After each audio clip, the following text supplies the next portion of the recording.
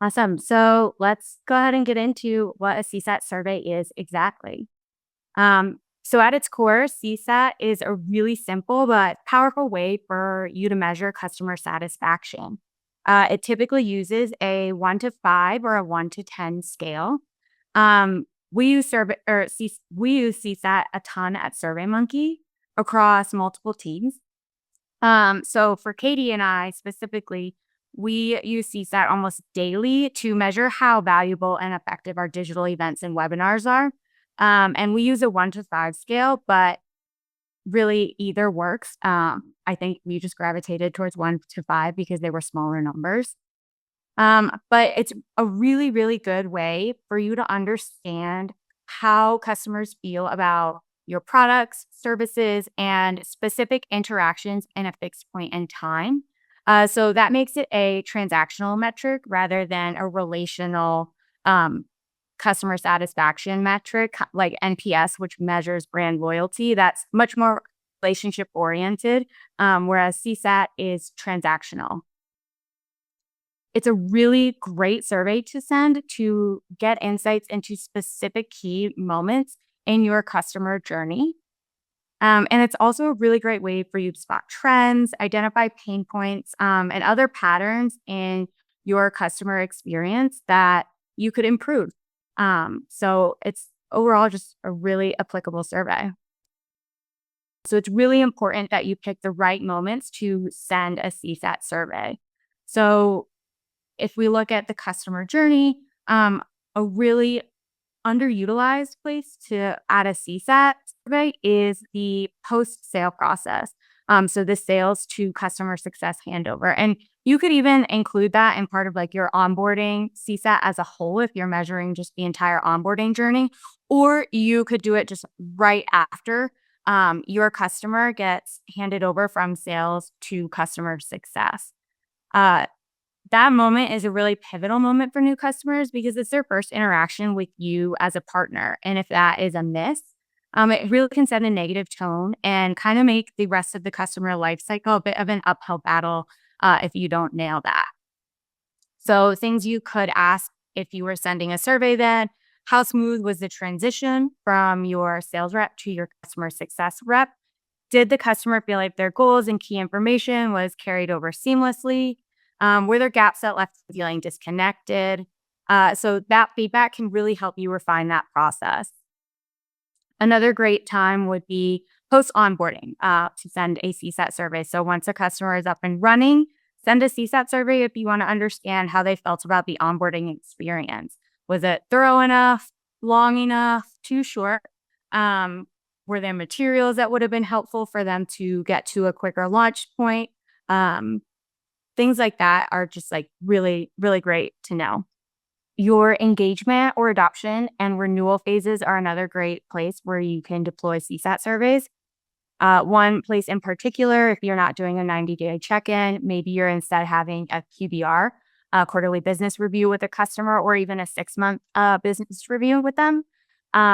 This is a great time to send a pre-survey out to see if there's topics that they want to discuss during the call, but also a customer satisfaction score after the call. So how valuable was that call for your customer? Did they feel that you covered information that was helpful and pertinent to them? Uh, did they leave the call with actionable next steps that they can take to maximize the value of their account and their usage? If you have a customer who is just very, very busy in your platform and you can see an increase in usage over just a short or maybe a longer duration of time, this could be their peak season.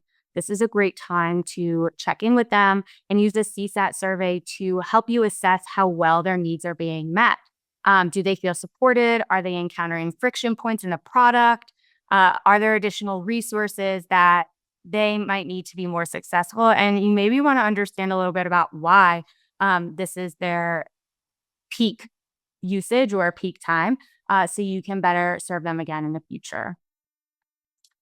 And then the renewal phase. So you could send a CSAT survey following the renewal to understand how that process went for the customer and if they're satisfied with it, or kind of On the flip side, a customer exit survey. So obviously, if a customer is leaving you, they aren't satisfied, but let's dig into that. Um, at best, you're going to get a lot of really unfiltered feedback because the customer is leaving and they're like, yeah, I'm going to tell you everything. Um, and while it might be negative feedback, that is where you can have just a ton of change, and really identify some actionable next steps to improve your customer journey. And if you close that feedback loop with them in the future, and maybe you make those improvements in your product or service that they were asking for, and they shared in their exit survey, maybe you get a boomerang customer and they come back to you because they're like, wow, they took the time to ask why I was leaving, and then they took it one step further to act on the feedback that I gave and make improvements.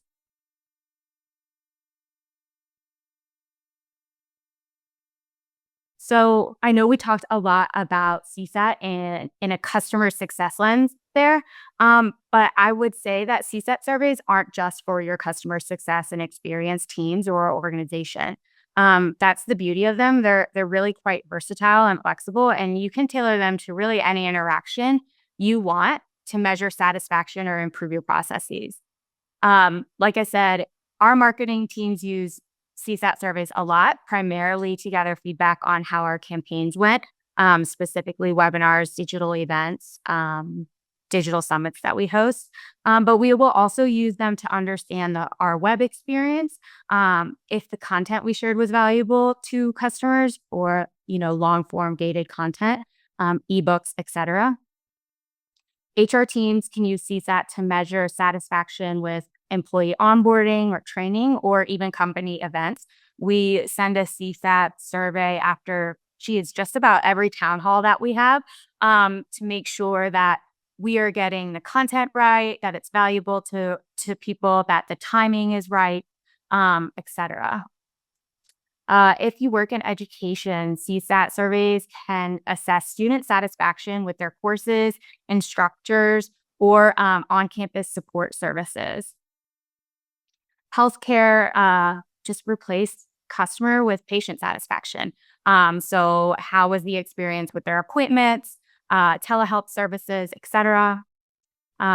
E-commerce teams can use CSAT to improve the checkout experience, product satisfaction, or support interactions. That's a great time always to send a CSAT survey, after a customer engages with your support team. And then if you're in the nonprofit space, CSAT surveys can help you collect feedback from volunteers, on their time spent with you at events, um, donor feedback, or program participant feedback to just better understand their experiences and how satisfied they are. So really, a customer satisfaction survey can just span across all industries, and they're really powerful, and we love them here internally.